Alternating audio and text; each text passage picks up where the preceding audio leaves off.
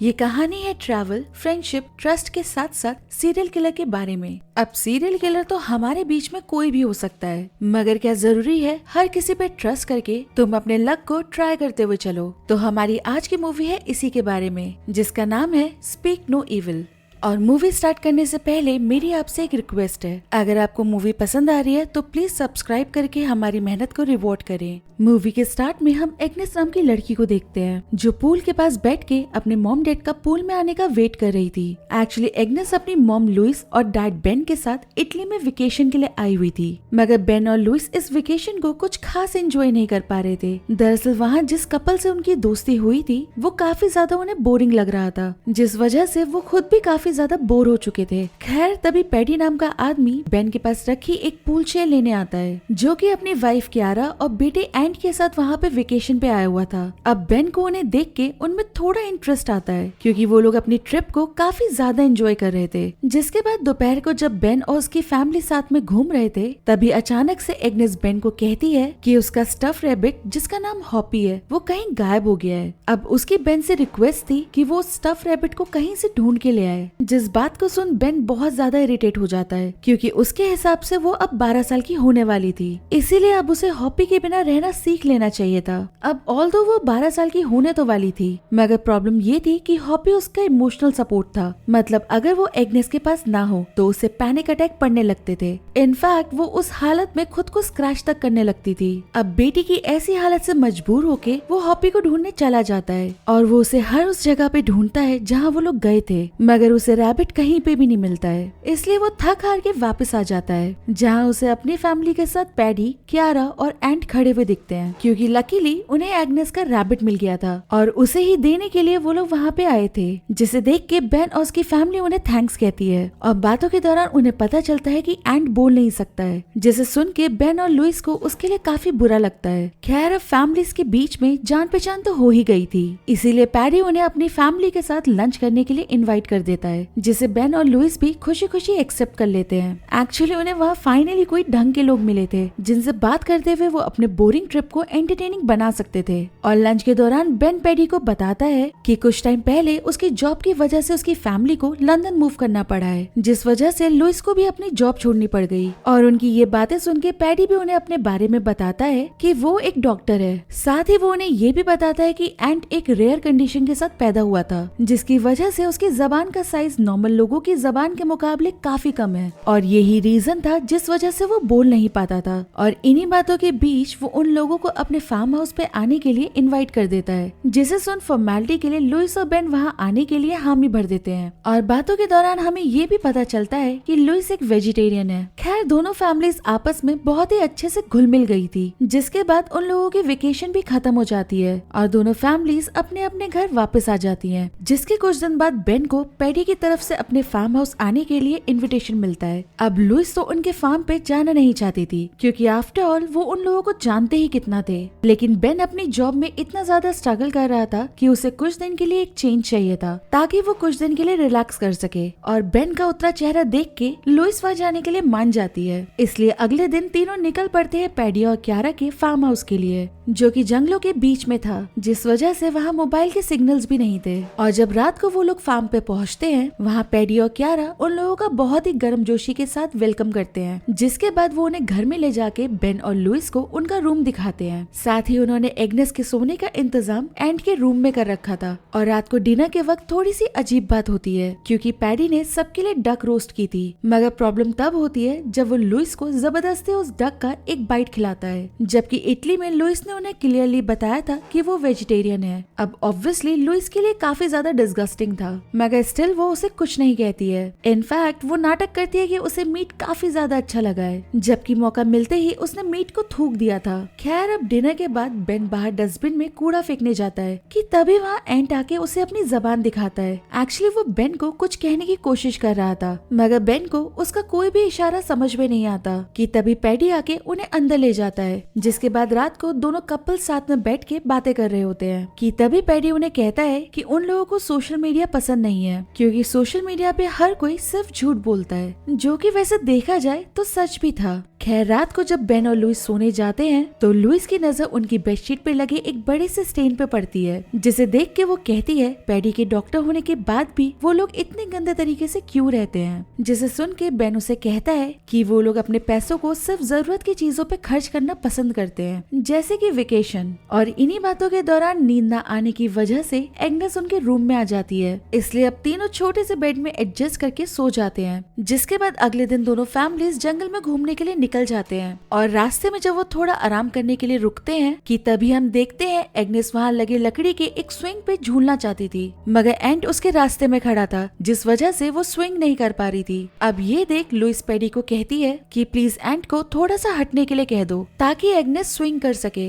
जिसे सुन पैडी एंट को हटने के लिए कहता है, मगर उसके कहने के बाद भी एंट जब नहीं हटता तो वो उसे गुस्से में टी शर्ट से पकड़ के पूरा झिंझोड़ देता है, जिसे देख के बेन उसे मना करता है उसके साथ ऐसा बिहेव करने के लिए, मगर पैडी उसे कहता है कि कुछ भी नहीं हुआ है, जैसे पैडी के लिए ये बिल्कुल ही नॉर्मल बात हो। जिसके बाद वो एंट को एग्नेस को स्विंग पे धक्का देने के काम पे लगा देता है। खैर अब इस सारे ड्रामे के बाद सारे लोग एक क्लिफ पे जाते हैं ताकि वो सब नीचे पानी में स्विम करने के लिए वहाँ से जंप कर सकें। और कपड़े उतारते ही बेन और पैडी बच्चों को लेके क्लिफ से जंप कर देते हैं और पानी में कूदते ही बेन और लुइस नोटिस करते हैं कि एंट को तैरना नहीं आता था, लेकिन फिर भी पैडी उसे क्लिफ से लेके कूद गया था। और इस बात पे पैडी का एक्सक्यूज था कि उसने भी ऐसे ही स्विम करना सीखा था। अब ये सब देख लुइस को पैडी की ये पागलों वाली हरकतें बिल्कुल भी अच्छी नहीं लग रही थी, इसीलिए वो शाम को बेन को कहती है कि उसे यहाँ अच्छा नहीं लग रहा है और अब वो अपने घर वापस जाना चाहती है। मगर तभी क्यारा उन्हें शाम को उनके फ्रेंड माइक के रेस्टोरेंट पे डिनर करने के लिए इनवाइट करने आती है। अब डिनर के प्लान के बारे में सुन के लुइस भी उसे मना नहीं कर पाती है। एक्चुअली वैसे भी लुइस को क्या लग रहा था इससे कोई फर्क भी नहीं पड़ता था, क्योंकि बेन को तो पैडी और क्यारा एक हैप्पी फैमिली लग रही थी। इनफैक्ट उसे लग रहा था कि लुइस से कुछ ज्यादा सोच रही है। खैर रात को डिनर के वक्त जब सब तैयार होके मिलते हैं तो बेन और लुइस को पता चलता है कि बच्चे उनके साथ नहीं जा रहे हैं और उन्हें हैंडल करने के लिए उनके साथ एक बेबी सिटर रहने वाला है। जिसके बाद पैडी उन सबको लेके अपने फ्रेंड माइक के रेस्टोरेंट में पहुंच जाता है और ऑर्डर करने से पहले लुइस उन्हें कहती है कि वो वेजिटेरियन है, इसलिए उसके लिए कुछ वेज ही ऑर्डर किया जाए। अब ये सुन पैडी उसे कहता है मगर कल तो तुमने खाया था, जिस पे लुइस उसे कहती है एक्चुअली कल हमारी वजह से तुम लोगों को काफी ज्यादा ट्रबल हुआ था, जिस वजह से मैं तुम्हें कुछ कह नहीं पाई। अब ये सुनते ही पैडी उसे काफी बार सॉरी कहता है और अगर पैडी की माने तो वो भूल गया था कि वो वेजिटेरियन है। वहीं घर पे एंट बेबी सिटर से छुप के एग्नेस को पैडी के रूम में लाके उसे एक वॉच कलेक्शन दिखाता है और वो उन वॉचेस में से एक वॉच उठा के एग्नेस को उसके पीछे लिखा हुआ कुछ दिखाता है, जो कि उसे बिल्कुल भी समझ नहीं आता।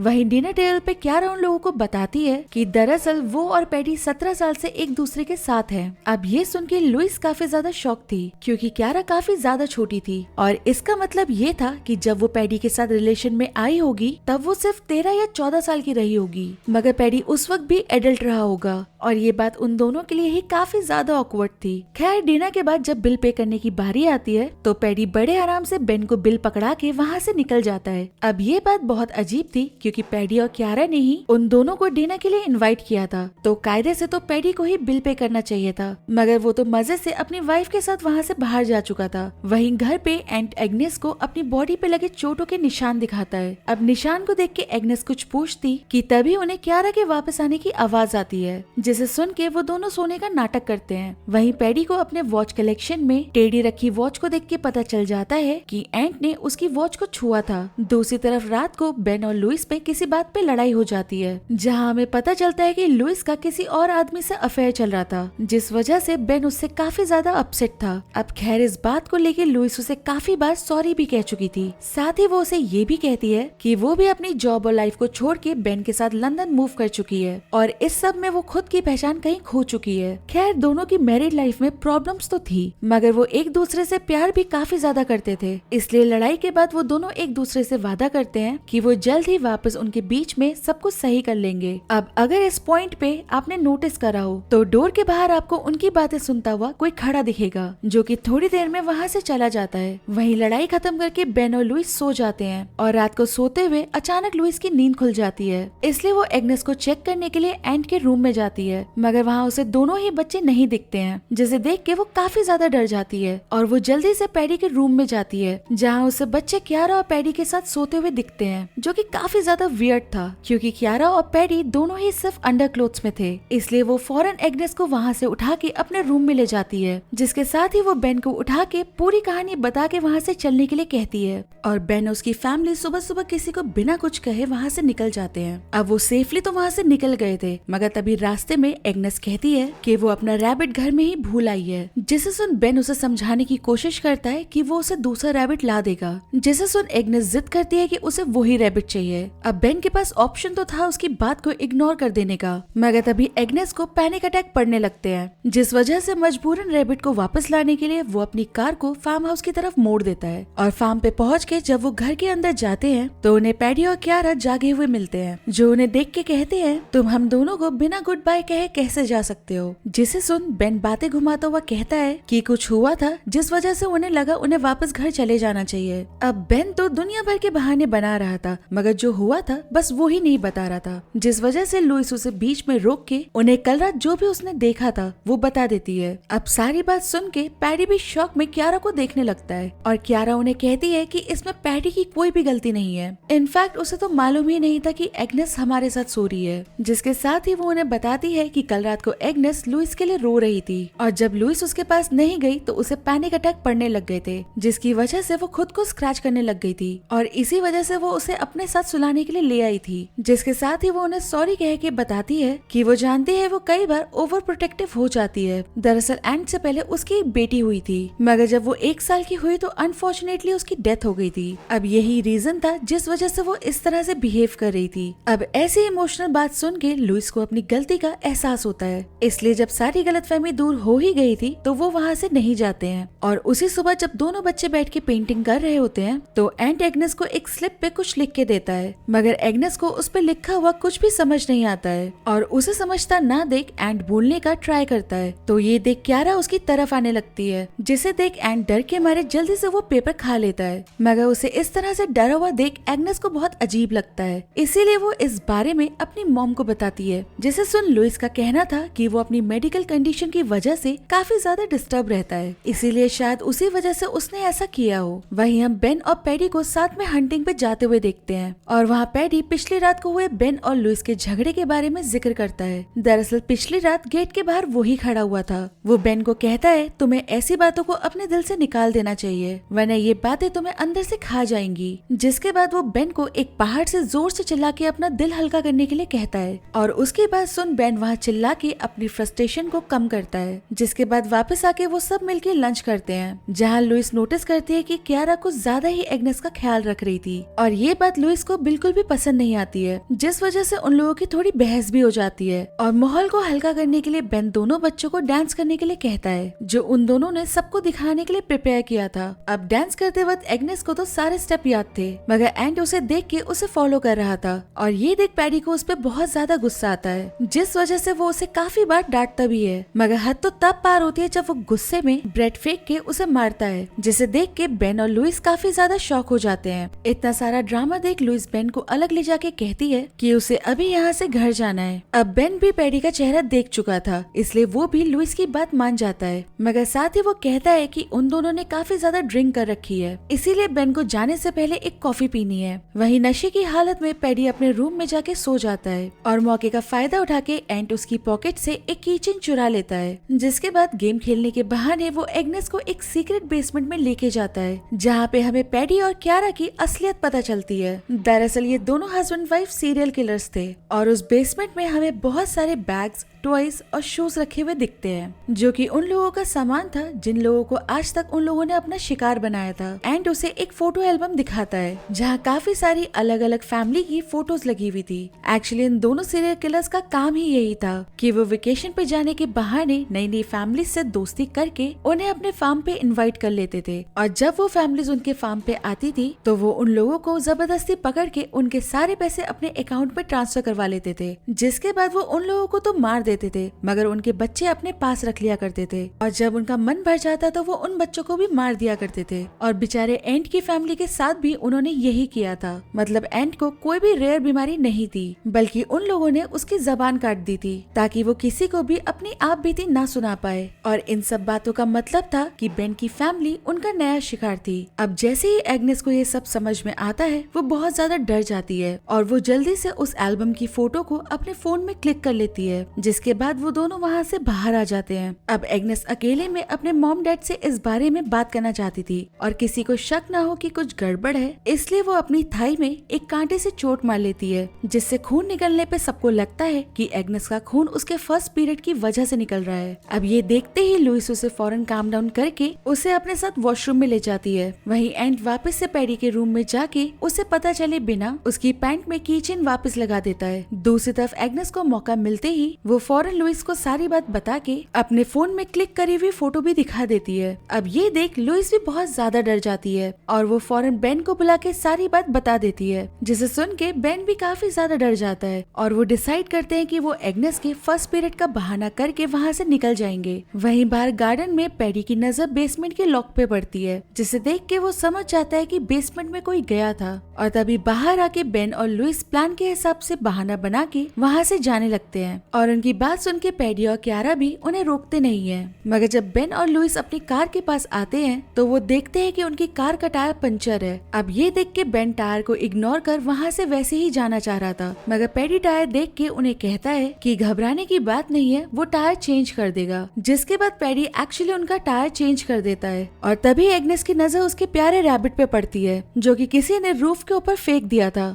अब एग्नेस को सारी सिचुएशन तो पता थी, इसीलिए वो तो रैबिट के बिना ही जाने के लिए तैयार थी, मगर पैडी को शक ना हो क्योंकि एग्नेस तो अपने रैबिट के बिना रह ही नहीं सकती थी, इसीलिए मजबूरन बेन को उस रैबिट को रूफ से उतारना पड़ता है। जिसके बाद पैडी और क्यारा उन्हें एक बार और बाय कहते हैं और अपने आप को नॉर्मल दिखाते हुए बेन और लुइस वहाँ से जाने लगते हैं। वहीं कार में एग्नेस उन्हें एंट को भी अपने साथ ले जाने के लिए कहती है, जिस पे लुइस उसे कहती है अगर वो खुद बच के यहाँ से निकल पाएंगे तभी वो वापस आके एंट को बचा सकते हैं। अब इस पॉइंट पे उन लोगों को देख के लग रहा था कि फाइनली वो यहाँ से बच के निकल पाएंगे, मगर तभी पैडी एंट को उठा के तालाब में फेंक देता है और ये देख के ना चाहते हुए भी बेन को कार रोक के उसे बचाने के लिए जाना पड़ता है, क्योंकि वो जानता था कि एंट को तैरना नहीं आता है। और जब तक वो उसे बचा के बाहर लाता है तब तक पैडी ने लुइस और एग्नेस को गन पॉइंट पे ले लिया था। जिसके बाद वो उन सबको गैराज में लेके जाता है, जहाँ वो लुइस से जबरदस्ती उनके अकाउंट में सारे पैसे ट्रांसफर करवा लेता है। और ये सब देख के बेन उससे पूछता है आखिर तुम हमारे साथ ये सब कुछ क्यों कर रहे हो, जिसे सुन के पैडी उससे कहता है क्योंकि तुमने हमें ये करने का मौका दिया। अब ये सच भी तो था,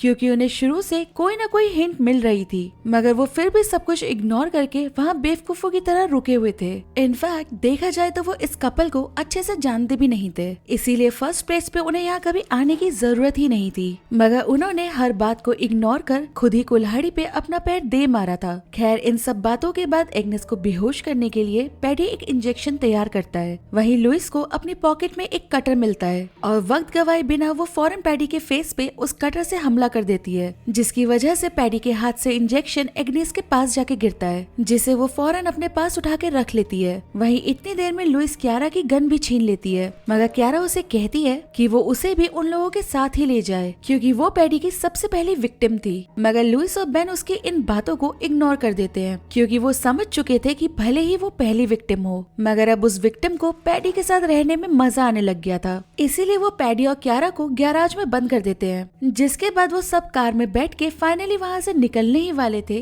कि तभी पैडी का दोस्त माइक वहाँ पे आ जाता है, जो आते ही उन पर अंधों की तरह गोलियां चलानी शुरू कर देता है और उसकी गोलियों से बचने के लिए वो पैडी के घर में जाके खुद को अंदर से बंद कर लेते हैं। वहीं इतनी देर में माइक पैडी और क्यारा को आजाद करवा देता है, साथ ही वो उन्हें बताता है कि बेन की फैमिली ने घर में घुस के गेट को अंदर से बंद कर लिया है। खैर अब घर तो पैडी और क्यारा का ही था, इसीलिए उन्हें घर के अंदर जाने वाले सारे सीक्रेट रास्ते पता थे और उन रास्तों के सहारे वो घर के अंदर घुस जाते हैं। जिसके बाद जैसे ही पैडी लुइस के ऊपर अटैक करने वाला होता होता है कि तभी लुइस उसके ऊपर एसिड फेंक देती है, जिसकी वजह से पैडी का फेस जल जाता है। वहीं दूसरी तरफ बेन भी माइक से लड़ने जाता है, मगर माइक बेन के ऊपर भारी पड़ता है और जैसे ही वो उसे जान से मारने वाला होता है कि तभी लुइस पीछे से आके उसके सर में हथौड़ा मार देती है, जिससे माइक वहीं मारा जाता है। जिसके बाद वो बच्चों को लेके छत के रास्ते वहाँ से बाहर निकलने की कोशिश करते हैं कि तभी अब की बार उन्हें मारने के लिए उनके पीछे क्यारा आ जाती है। मगर एक बार फिर लुइस हिम्मत से काम लेते हुए क्यारा के सर पे हथौड़े से मार देती है, जिसकी वजह से वो छत से नीचे गिर जाती है और क्यारा की भी मौत हो जाती है। अब क्यारा के छत से गिरने की वजह से छत से लगी हुई सीढ़ी भी उसी के साथ नीचे गिर जाती है और ये देख बेन अपनी फैमिली को बचाने के लिए हिम्मत करके छत से कूद जाता है ताकि वो सीढ़ी को वापस से छत से लगा सके। मगर छत से कूदने की वजह से उसके पैर में फ्रैक्चर हो जाता है। इसके बावजूद वो फिर भी हार नहीं मानता और वो दोबारा हिम्मत करके सीढ़ी को छत से लगा देता है, जिससे सारे लोग एक एक करके नीचे आ जाते हैं। लेकिन तभी वहाँ पैडी आके